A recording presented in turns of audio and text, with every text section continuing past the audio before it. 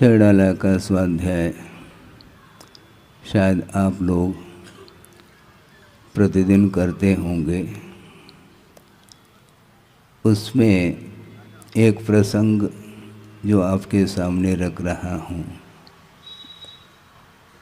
कि पुण्य पाप फलमाय हरक विल को मत भाई, यह पुद्गल पर जाए उपज बिन से थिर नाही।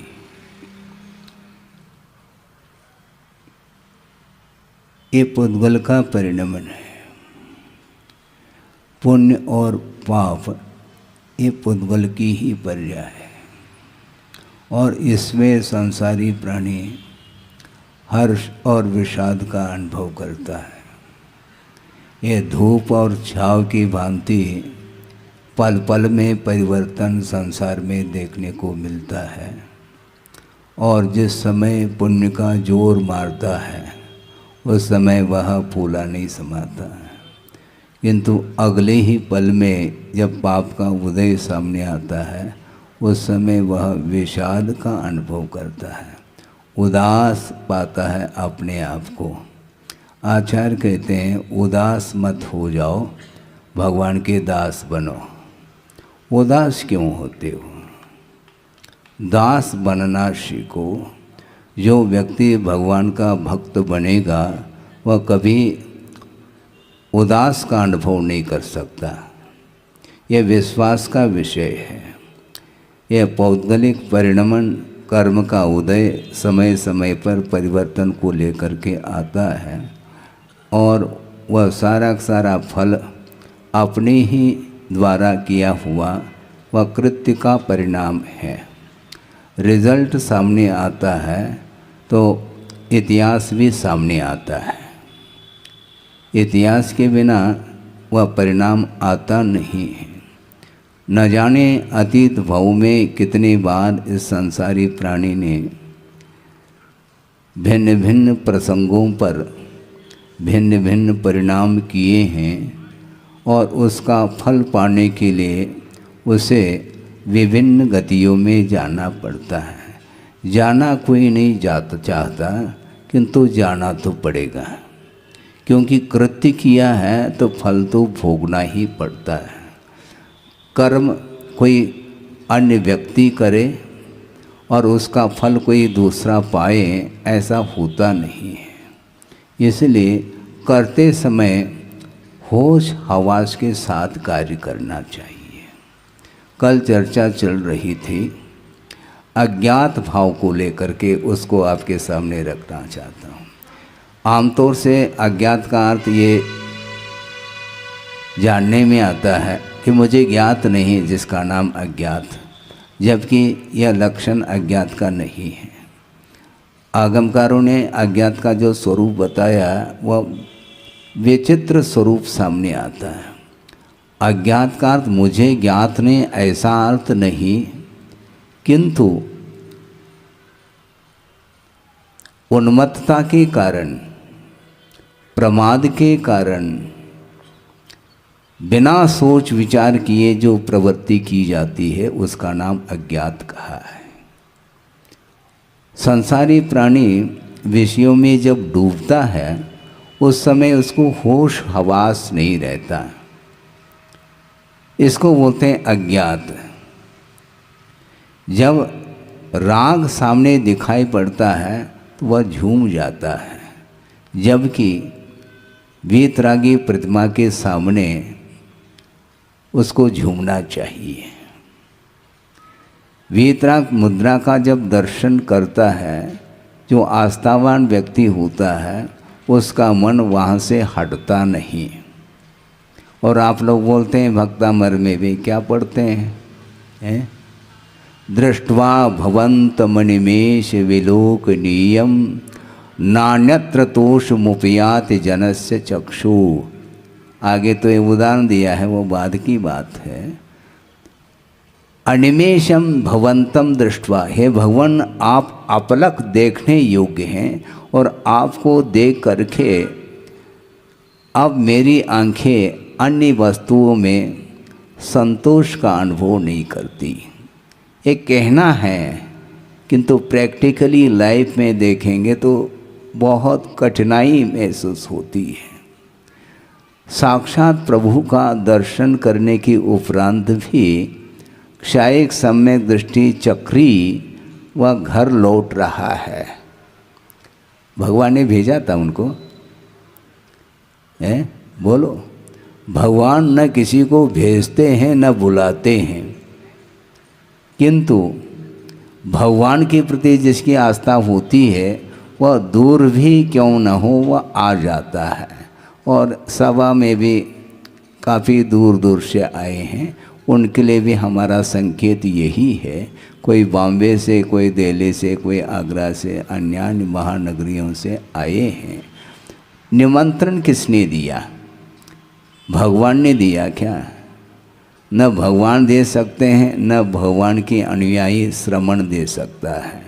इसके उपरांत भी जिसकी रुचि धर्म के प्रति होती है वह कितने ही वह दूर क्यों न हो, वह पुरुषार्थ करके एक बार धर्म श्रवण करने का अथवा दर्शन करने का भाव उसके अंदर आता है। तो मैं ये कह रहा हूँ, कौन भेज रहा है चक्री को? दृष्ट्वा भवंतम अन्वेषणीयम। अन्वेष देखने योग्य प्रभु का दर्शन करने के बाद भी वह घर का आकर्षण क्यों नहीं छूट रहा है? बहुत बड़ा प्रश्न है ये। लगता ऐसा है कि प्रभु से भी कोई प्रभावक वस्तु है जिसके पास वह लौट करके जा रहा है। ये विडंबना है। इसी को बोलते मोह कर्म का जबरदस्त प्रभाव रहता है। जब तक प्रभु के चरणों में रहता तब तक वह पूजन अर्चन का भाव रखता है। उसके बाद फिर कहाँ जाना? जहाँ से आए वहीं जाना, वो तो क्लियर है। रिटर्न टिकट भी साथ में ही रहता है। हाँ, रिजर्व रहता है वह टिकट, क्योंकि ये आखिर उसकी भूमिका क्या है? अपनी भूमिका के अनुरूप जो कर रहा है बहुत ओवर कर रहा है, मैं मानता हूँ। क्योंकि चारों ओर यह जो राग का जो दृश्य देखने में आ रहा है, उसको गौण करके प्रभु के चरणों में आना ये बहुत बड़ा शुभ लक्षण माना जाता है। तो इसलिए हर्क विलखो मत भाई ऐसा कह रहे हैं। किसमें हर्ष और विषाद का अनुभव करता? पुण्य और पाप के फल में। पुण्य करता है तो समय पर उसका उदय आता है, वही फल माना जाता है, और उस फल को देख करके वह हर्षित हो जाता है और उसके फल को भोगने का भाव रखता है। जिस समय पुण्य के फल को भोगने का भाव रखता है वह बिना राग के भोगा नहीं जा सकता, और राग के साथ वह भोगता है, उसी समय पुनः वह पाप का अर्जन करता है। हाँ, पुण्य मोक्ष मार्ग में बाधक नहीं, किंतु जो पुण्य का फल है उसको चाव से जो भोग रहा है उसके माध्यम से पाप का अर्जन होता है, तो निश्चित रूप से उसकी गाड़ी रिवर्स हो जाती है। सोचो, विचार करो, गाड़ी रिवर्स कौन ले जा रहा है? वो स्वयं। गाड़ी उसकी स्वयं की है, स्वयं ड्राइविंग कर रहा है और वह रिवर्स भी वही ले जाता है। आज्ञा किसकी है रिवर्स लेने के लिए? न भगवान की है न और किसी की है, स्वयं की ही आज्ञा है। स्वयं की ही भाव हो जाते हैं लौटने का। लौटते क्यों हो? लौट करके पुनः उसी स्थान पर जाना जिस स्थान से आए हैं। तो वहाँ पर ऐसी कौन सी वस्तु है जो आकर्षक है, जो प्रभु से भी आकर्षक हो ऐसा लगता है? यदि नहीं है तो लौट क्यों रहें आप? हैं? कब हो न निजगर आयो, ये पंक्ति तो बोलते हैं, किंतु निजगर अर्थात जहाँ से आए वहीं पर जाता है। ये वस्तुतः ये अनादिकालीन संस्कार मोहजन्य होने के कारण यह बार बार पुनरावृत्ति हो रही है। इस पुनरावृत्ति को रोकने के लिए ही धर्म का सहारा लिया जाता है। मात्र धन का जो सहारा लेता है वह धर्म से दूर हो जाता है, किंतु धन के सहारा लेते हुए भी यदि धर्म को प्रमुख मानता है तो वह धार्मिक क्षेत्र में भी उस वित्त का सदुपयोग करता है, जैसा आपके सामने एक सज्जन ने किया। हाँ,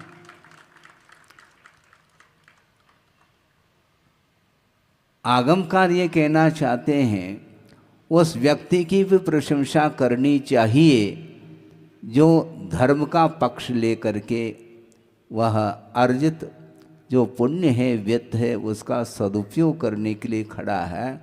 उसकी मुक्त कंठ से प्रशंसा कर लेनी चाहिए। इसलिए कर लेनी चाहिए क्योंकि उसके माध्यम से धर्म की साधना हो रही है। एक व्यक्ति के माध्यम से यदि हजारों व्यक्ति धर्म साधना कर रहे हैं, वह सारा का श्रेय किसको जाएगा? जो पुण्यार्जक होता है उसको जाता है, क्योंकि उदारता के साथ, क्योंकि उस वित्त का जो अर्जन किया था वह भी पुण्य के माध्यम से ही वह अर्जित हुआ है वह वित्त, किंतु साथ से पुण्य का उदय होता है तब कहीं जा कर के उसका सदुपयोग करने का भी भाव जागृत होता है। दुनिया में अरबपति खरबपति बहुत सारे होंगे, किंतु वो सारा वित्त का जो अर्जन उन्होंने किया है वह किसके लिए किया है? धार्मिक क्षेत्र में उसका उपयोग होता है तो पुनः वह पुण्य और बढ़ता चला जाता है। इसलिए पुण्य मोक्ष मार्ग में बाधक नहीं, किंतु पुण्य का जो फल है वह बाधक सिद्ध होता है। इसलिए समय रहते उसका सदुपयोग यदि करेंगे और निरंतर साथ से पुण्य का अर्जन वह करता ही चला जाता है। हाँ, चक्रवर्ती ने कोई दुकान नहीं खोली है, कोई फैक्ट्री नहीं खोली। सुन रहे हैं आप? चक्रवर्ती ने ऐसी कोई मिल और फैक्ट्री नहीं खोली, किंतु अतीत जीवन में जो उन्होंने पुण्य का अर्जन किया है वह साथ से पुण्य का अर्जन त्याग के साथ किया है। ये ध्यान रखो। रत्नत्रय की आराधना के फलस्वरूप ही वह चक्रवर्तित्व पद भी मिलता है। हाँ, रत्नत्रय की आराधना करने वाला छाँव में नहीं बैठता, वह धूप में बैठता है, क्योंकि उसकी दृष्टि में धूप और छाँव दोनों समान हैं। भवने वने वा, चाहे भवन हो चाहे वन हो, उन सब के प्रति साम्य भाव रख करके वह उत्तम त्याग का ये परिणाम है। जो बड़े बड़े पद मिल जाते हैं, पुरुषार्थ के द्वारा फल नहीं मिलता। रत्नत्रय मोक्ष पुरुषार्थ जो करता है उसके लिए जिस पुरुषार्थ के माध्यम से मुक्ति मिलने वाली है, उस पुरुषार्थ के माध्यम से यदि मान लो स्वर्ग मिल जाए, कोई खास बात थोड़ी है। गुरुदेव का कहना है, मान लो किसी को दिल्ली जाना है और बीच में यदि आगरा मिल जाए तो मिलना ही है। वो तो मिलना ही उद्देश्य आगरा जाने का थोड़ा ही है, दिल्ली जाने का उद्देश्य है। उसी प्रकार मोक्ष पुरुषार्थ करने वाले का जो लक्ष्य है कि वह केवल बंधन से मुक्त होना उसका टारगेट है और कोई गेट नहीं उसका।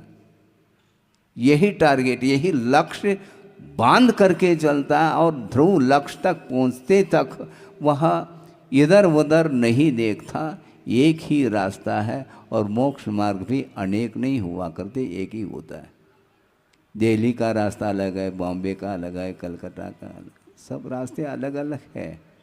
कॉलोनी बहुत सारे हैं, महानगरी बहुत सारे हैं, किंतु मार्ग जो है ना मोक्ष का एक ही है। इसलिए लौटना नहीं। मान लो लौट जाओ तो भी वापिस, क्योंकि एक बार प्रभु का दर्शन कर लेता है तो लौटने के बाद भी वह पुनः पुनः आता है, क्योंकि उसके धार्मिक संस्कार प्रगाढ़ होते चले जाते हैं। तो इतनी प्रगाढ़ता आ जाती तो वह फिर बाद में लौटने का भाव भी नहीं करता। इसलिए हर्ष और विषाद का जो भी अनुभव हो रहा है वह केवल पौद्गल की पर्याय को लेकर के है। पौद्गलिक परिणति, गुरुदेव ने ये कहा था, सर्वम इदम पौद्गलिकम। जो कुछ भी देखने में आ रहा है वह पौद्गलिक परिणति है, जड़ की परिणति है। और जड़ की परिणति को देखते हुए संसारी प्राणी जड़ हो रहा है। चेतन होकर के भी जड़ से प्रभावित होना ये ठीक नहीं, जबकि चेतन से जड़ प्रभावित नहीं होता। जड़ कभी भी ये नहीं कहता मुझे देखो, जड़ ये नहीं कहता कि मुझे सूंघो, मुझे सुनो, मुझे चखो। कौन चख रहा है? चखने की भावना किसके अंदर हो रही है? देखने की भावना किसके अंदर हो रही है? सुनने की भावना किसके अंदर हो? जो चैतन्य तत्व है उसी के भीतर ये परिणाम होते हैं। इसलिए पापमय परिणाम और पुण्यमय परिणाम का यदि कोई आधार है तो वह जीव ही है। इसलिए अपने को बहुत सावधानी के साथ चलना है। और जगत में आप रहते हैं किंतु जगत रहो कह रहे हैं। संसार में तो रहना है ही, संसार से पार होना बहुत कठिन होता है। इसलिए कठिन कह रहा हूँ, जिस कार्य को संपादित करने के लिए अनंत काल व्यतीत हुआ है उसके बाद भी वह कार्य हमारे द्वारा संपादित नहीं हुआ, नहीं हो पा रहा है। इसमें कारण और कुछ भी नहीं, निजी परिणाम ही इसमें व्यवधान उपस्थित कर रहे हैं। मोहजन्य जो परिणाम है वही आपको कहाँ भेज रहा है? कहीं नहीं भेज रहा है। जहाँ आप रहना चाहते हैं उसके लिए वह सहयोग दे रहा है। हाँ, कठिन बहुत काम है। इसीलिए अब सोचो विचारो, कहाँ तो अवधि ज्ञानी है, कहाँ क्षायिक सम्यक दृष्टि है।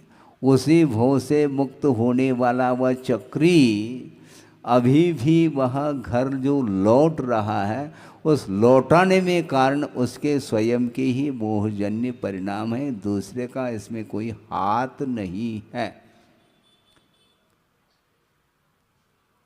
कोई व्यक्ति कह सकता है कि महाराज हमारी कोई इच्छा नहीं थी और घर वालों ने जबरदस्ती कर ली। काय के लिए? शादी के लिए। वो जबरदस्ती कैसे कर सकते हैं आपके लिए? स्वयं की इच्छा यदि नहीं है तो भगवान भी बाध्य नहीं कर सकेंगे, आपको ये ध्यान रखो। स्वयं की इच्छा के ऊपर ही वह संसार चल रहा है। संसार का निर्माता कोई दूसरा नहीं और कोई ईश्वर विशेष व्यक्तित्व को लेकर के हो जिसने इस सृष्टि की रचना की है। इस प्रकार की परिकल्पना हो सकती है दुनिया में, किंतु इस संसार का निर्माण प्रत्येक जीव अपने निर्माण का कर्ता स्वयं है। स्वयं जाल में जा रहा है और दूसरे को कहता है ये फंसा रहे हैं हमें। अच्छा, ये काय को फंसाते हैं? नहीं फंसा सकते। स्वयं की यदि इच्छा नहीं, दूसरा बाध्य नहीं कर सकता। स्वयं की यदि मान लो 1% भी इच्छा है, वह जाल में आ जाएगा। हाँ। आप कितने भी डेकोरेट कर लो, उसकी इच्छा नहीं मान लो तो सामने से निकल जाता है, उस दुकान की ओर देखता नहीं है। अभी शहर में ही चातुर्मास हो रहा था लाडगंज में, और जब मंदिर की ओर चले जाते हैं तो वहाँ पर दोनों ओर खोवा मंडी है। लेकिन सारे के सारे खोवा खरीद रहे हैं ऐसा थोड़ी। जिसको खरीदना है वह खरीदता है, बाकी चले जा रहे हैं। सब्जी मंडी में चले जाओ, कहीं भी मंडी, किसी भी मंडी में चले जाओ, वह 10 रुपये किलो, 100 रुपये किलो वह चिल्ला रहा है, किंतु आपको कोई फर्क नहीं पड़ना, क्योंकि आपको लेना थोड़ी है। तो जिसको लेना है वहाँ पर रुक जाता है, जिसको नहीं लेना है तो वह देखता तक नहीं है, क्योंकि उसका लक्ष्य अलग है। उसी प्रकार लक्ष्य के ऊपर ये सारा निर्धारित है। आपका क्या लक्ष्य है, कोई पूछेंगे तो आप क्या बताएंगे? हैं? बोलो। हाँ, वो कह रहे हैं, वो बोल भी नहीं पा रहे हैं, यूँ कह रहे हैं वो। मतलब ये इसी को बोलते हैं द्रव्य संग्रह। ये ग्रंथ का नाम है द्रव्य संग्रह, और एक द्रव्य का अर्थ धन होता है। तो आप द्रव्य संग्रह कर रहे हैं, इसका अर्थ आप स्वाध्याय नहीं कर रहे हैं, किंतु वित्त का संग्रह चल रहा है, और ये संग्रह ठीक नहीं है। और पशु गति में, तिर्यंच गति में संग्रह वृत्ति नहीं रहती। हाँ, पेट भर गया पर्याप्त, पेटी भरने का भाव उसके अंदर नहीं आता। किसके अंदर आता है? दुकान को कौन खोल रहा है? उसका ना कोई दुकान है, ना मकान है, जमीन है, जायदाद कुछ भी नहीं है। पुण्य के उदय में यदि मान लो घास फूस मिल जाता है, फल आदि मिल जाते हैं, वो पक्षी पशु आदि खा लेते हैं, बस हो गए। नहीं मिलता है तो भगवान भरोसे पर उसका जीवन चलता है। बहुत विचित्र दशा है। मनुष्य के लिए सब कुछ प्रबंध है, और प्रबंध कारिणी कमेटी भी उसी की है। पशु में कोई प्रबंध कारिणी कमेटी हमने नहीं सुनी। आपने सुनी है क्या? है ही नहीं कोई कमेटी उसकी। और प्रबंध इसको चाहिए मानव के लिए। इसके बाद भी वह कमी महसूस करता है, और आवश्यकताएं उसकी बढ़ती चली जाती है। जबकि पशुओं के लिए न पशु के लिए कोर्ट कचहरी है, न पशु के लिए कोई बैंक है, पशु के लिए न कोई स्कूल कॉलेज है, कोई यूनिवर्सिटी, कोई सिटी नहीं।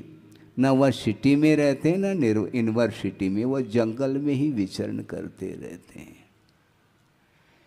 इसके बाद भी परिणाम विचित्र ढंग के होते हैं। एक मनुष्य पर्याय को प्राप्त करके भी वह अधोगति का पात्र हो रहा है, और एक पशु तिर्यंच होकर के भी वह ऊर्ध्वगति का पात्र हो सकता है, होता है। पशु सारे अधोगति के पात्र होते हैं ऐसा तो है नहीं, कहीं पढ़ा तो नहीं आपने।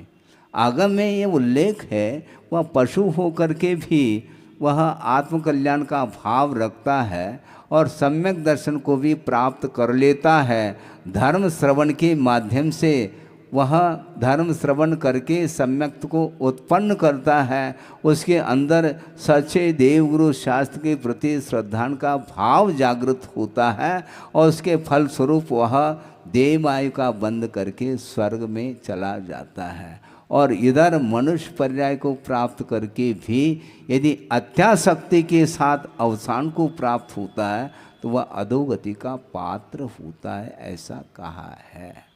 इसलिए अब सोचो, विनाश और विकास किसके ऊपर निर्धारित है? अपने ही परिणाम के ऊपर निर्धारित है। सोचो, विचार करो। समंत भद्र स्वामी ने किसी मानव का दृष्टांत नहीं दिया। पूजा के क्षेत्र में किसका उदाहरण पढ़ने को मिलता है? एक छोटा सा मेंढक है? मिलता है। अर्हत चरण सपर्या, इस प्रकार कहा है।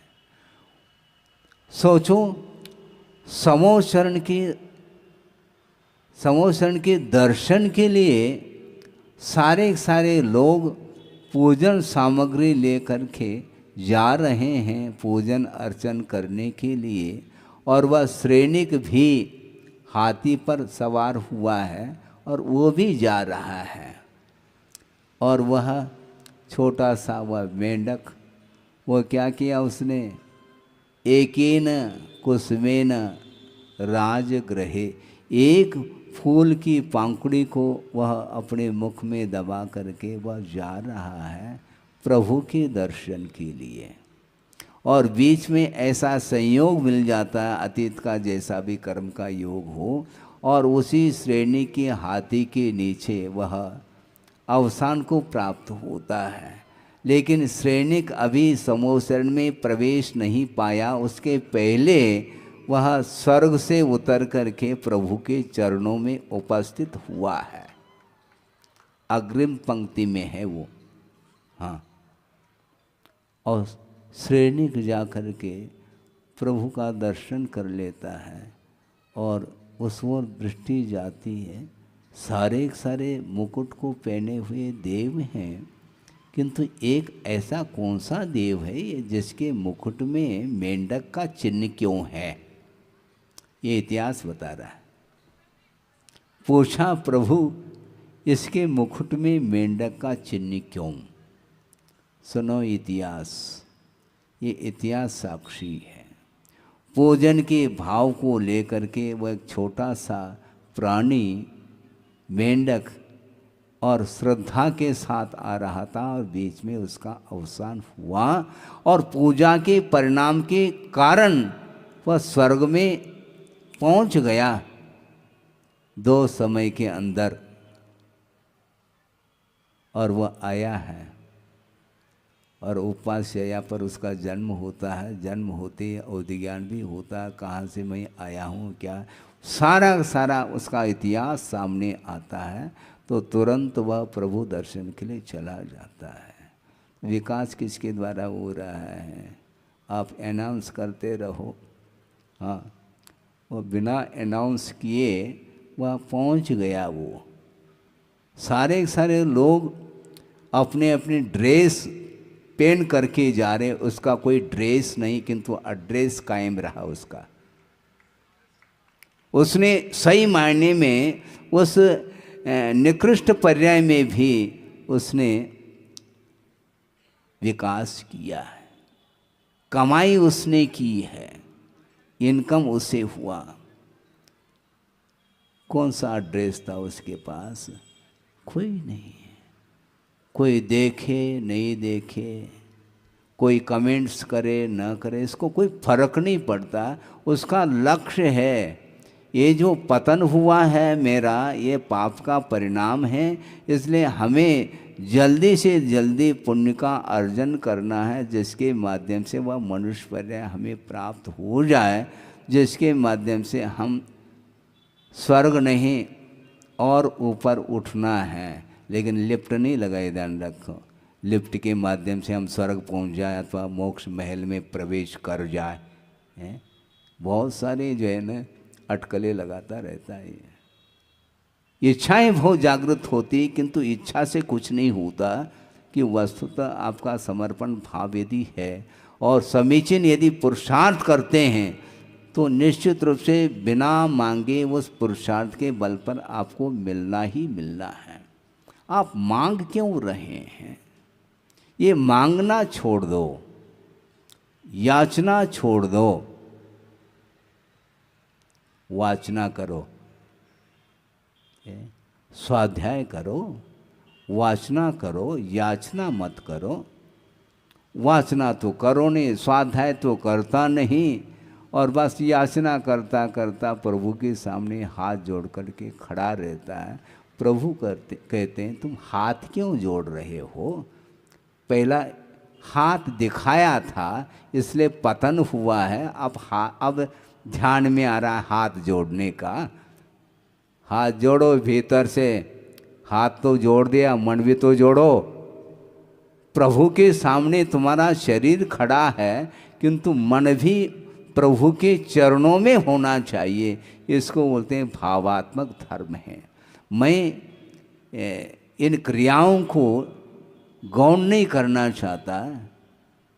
ये क्रियाएं, इसका निषेध नहीं, किंतु इन धार्मिक क्रियाओं के पीछे हमारा जो उद्देश्य है वह भी पवित्र उद्देश्य होना चाहिए। अब पंच कल्याणक करने जा रहे हैं। आप करने जा रहे हैं कि भगवान का हो रहा है? क्यों आप अनाउंस क्या कर रहे हैं? कल्याण प्रभु का होना है, आपका क्या होना है? पंच कल्याणक देखने से आपका कल्याण होना है, उनका वो तो करते चले जा रहे हैं, वो तो उनका तो प्रैक्टिकल पेपर है, आप केवल दृश्य देख रहे हैं। किंतु देखने से भी श्रद्धा में मजबूती आती है। श्रद्धा नहीं है तो उत्पन्न होता है, और श्रद्धा लेकर के आया है तो उसमें और सम्यक तो वर्धनी क्रिया इसी को बोलते हैं। सम्यक दर्शन में यदि वृद्धि होती है तो सच्चे देवगुरु शास्त्र की उपासना के माध्यम से ही सम्यक दर्शन में और निखार आता है। इसलिए आप दूर दूर से आए हैं, आपसे भी दूर से मैं आया हूँ, क्योंकि तीन लोक में कहाँ पर था, मेरा अतीत जीवन किस कोने में था किसी को ज्ञात नहीं है, तो आपसे भी मैं दूर से आ रहा हूँ। किंतु प्रभु के चरणों में निकट पहुँचने के उपरांत हमारा संसार भी समाप्त हो सकता है, होता है। इसलिए ये आकर्षण से बचिए आप। गुरुदेव ने 40-45 नहीं 50 साल लगभग क्षेत्र पर ही व्यतीत किया है उन्होंने। सिद्ध क्षेत्र, अच्छे क्षेत्र में ही वर्षा योग, शीत योग, ग्रीष्म योग सब व्यतीत किए, और उसमें इस पवित्र स्थान में रह करके उन्होंने आत्मा की साधना ही की है। और उसमें जो साधना करना चाहता है, कल्याण करना चाहता है, इस भाव को लेकर के कोई आता है तो उनके लिए भी उन्होंने मार्ग प्रशस्त किया है। अब मुझे मार्ग प्रशस्त करने की कोई आवश्यकता नहीं है, प्रशस्त करके गए हैं, उसको प्रशस्त रखना चाहिए हमें। हमारे परिणामों के माध्यम से वह मार्ग अब प्रशस्त ना हो, इस प्रकार सावधानी के साथ हमें मार्ग पर चलना है। और जो चलना चाहता है उसके लिए मार्ग के आगम के अनुरूप ही उसको संबोधित करने की आज्ञा है। हाँ, आउटलाइन नहीं, बाईपास, बाईपास नहीं, बाईपास में तो बाईपास होता है। हाँ, राजमार्ग, बिल्कुल इधर उधर पगडंडी नहीं, राजमार्ग एक ही मार्ग है, मोक्ष मार्ग, उस पर चलना है। और जो भीतर से चलता है तो उसके लिए अब ज़्यादा देरी नहीं, बहुत अत्यल्प काल में अपने लक्ष्य को वह पूर्ण कर सकता है। आपका समय हो गया है, लगभग आध घंटा 40 मिनट हो गया, ठीक है ना? अब है क्या? और तो कहेंगे महाराज आप बंद मत करो। अरे बंद करना बंद करो तो अपने आप उपदेश की आवश्यकता नहीं पड़ेगी।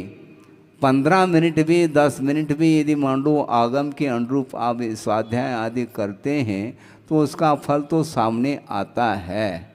ज़्यादा और कम से कोई मतलब नहीं। हम इन दिनों में चर्चा का विषय बनाते हैं, किसी के पास सम्यक दर्शन है तो उसके पास सम्यक ज्ञान भी है, तो फिर तनाव नहीं आना चाहिए, इनके पास ज़्यादा है हमारे पास कम है। कम ज़्यादा से कोई प्रयोजन नहीं, समीचीन ज्ञान होना चाहिए। सम्यक ज्ञान यदि आपके पास है, निश्चित रूप से टिकट कट गया है। सम्यक दर्शन टिकट का काम करता है, लेकिन उसको सुरक्षित में रखना है, नहीं तो कभी भी सम्यक दर्शन छूट सकता है। इसलिए आपने समर्पण भाव के साथ सम्यक दर्शन को उपलब्ध किया है, और वह मोक्ष मार्ग की प्रथम सीढ़ी है। अभी बहुत सारी सीढ़ी चढ़ना है, इसलिए वो सम्यक दर्शन के आधार से ही हम संसार का अंत कर सकते हैं।